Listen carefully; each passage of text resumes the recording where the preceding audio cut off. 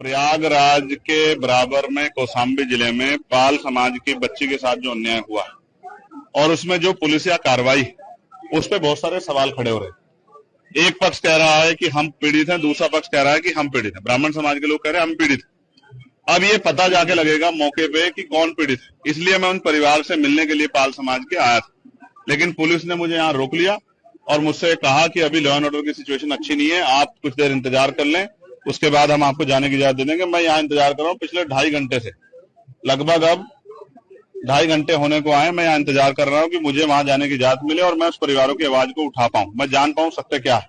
इसी तरह करछना में जो अन्याय हुआ कि एक शेड्यूल कास्ट के व्यक्ति को जला के मार दिया, उस परिवार को न्याय मिले, उस परिवार के साथ जो डर भय का माहौल खत्म हो, उसके लिए मैं यहाँ हूँ। लेकिन अभी तक पुलिस ने कोई ठोस जवाब दिया। मैं कुछ देर और इंतजार करूंगा। अगर पुलिस ने जो वादा किया है कि हम आपको जाने देंगे या परिवार से मिलाएंगे, अगर पुलिस पे खरी उतरती तो फिर मैं कूच करूंगा, कौशाम्बी भी जाऊंगा और करछना थाने वाले परिवार से जाकर उनसे मिलूंगा, उनकी न्याय की लड़ाई को मजबूत करूंगा। आप धरने पे भी बैठे हैं, क्या कारण है? मैं इसीलिए बैठा हूं कि क्या उत्तर प्रदेश में कानून व्यवस्था इतनी कमजोर हो गई है कि एक सांसद अपने परिवार से नहीं मिल सकता है?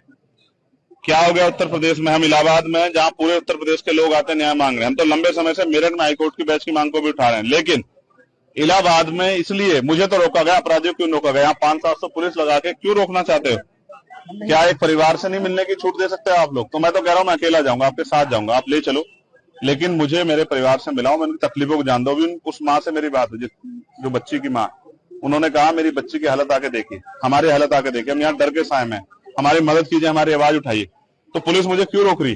क्या पुलिस किसी को छिपाना चाहती है? क्या पुलिस दबाव में काम कर रही है? मैं तो मानता हूँ पुलिस कभी दब नहीं सकती, लेकिन इस बात को जानना पड़ेगा कि सब क्या हो रहा है। मैं तो पुलिस का सबसे बड़ा हितैषी, सब जगह आवाज उठाता हूँ, पार्लियामेंट में भी आवाज उठाता हूँ, सड़क पर भी उठाता हूँ। उनकी 8 घंटे की ड्यूटी हो, उनको न्याय मिले, उनको जो वेतन विसंगतियां वो दूर हो, उनके साथ जो है जो बॉर्डर स्कीम है वो खत्म हो। लेकिन क्या आज पुलिस मुझे रोक के जो है क्या कानून का हनन नहीं कर रही, संवैधानिक जो अधिकार है उनका हनन नहीं कर रही? इसका जवाब भी देना चाहिए। और मैं मीडिया से कहूंगा कि पुलिस से पूछे कि वो मुझे क्यों रोक के बैठे। धन्यवाद। सबसे पहले लाइव आए थे, आपने हाउस अरेस्ट की बात भी कही और सरकार ने भी कह रहा, क्या कुछ? उसी के बाद मुझे बाहर आके बैठना पड़ा, इसलिए लाइव आया कि मुझे जाना था कहाँ और मुझे लेके कहाँ गए।